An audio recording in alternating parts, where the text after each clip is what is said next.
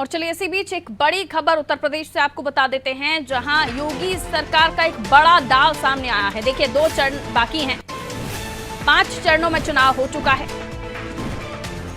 और उसके बीच एक बड़ा ऐलान, ओबीसी आरक्षण में मुस्लिमों की भी समीक्षा होगी।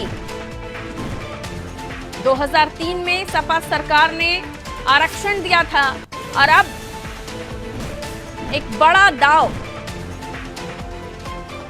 इसे कहा जा रहा है। ओबीसी आरक्षण में मुस्लिमों की समीक्षा की बात कही जा रही है।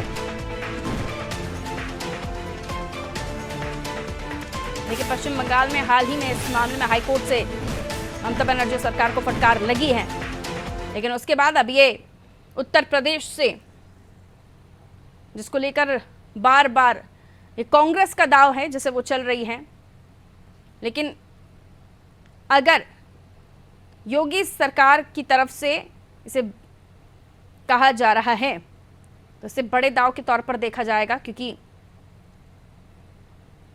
कई ऐसी सीटें हैं जहां मुस्लिम वोट निर्णायक हैं और अगर ओबीसी आरक्षण में मुस्लिमों की समीक्षा करने की बात कही जा रही है तो ये सीधे तौर पर मुस्लिम आबादी को अपने पक्ष में करने की कोशिश के तौर पर भी देखा जाएगा। हालांकि कई तरह के आरोप इस बीच कांग्रेस लगाती रही है,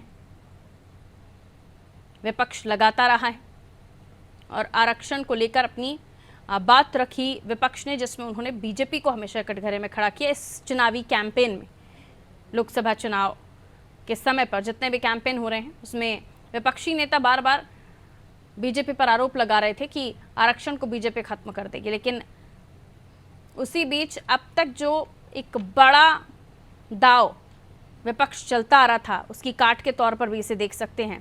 ओबीसी आरक्षण में मुस्लिमों की समीक्षा करने की बात सामने आ रही है, क्योंकि 2003 में भी सपा ने आरक्षण दिया था और एक तरफ ये भी दावे किए जा रहे हैं कि ओबीसी का अधिकार नहीं छीनने दिया जाएगा, ओबीसी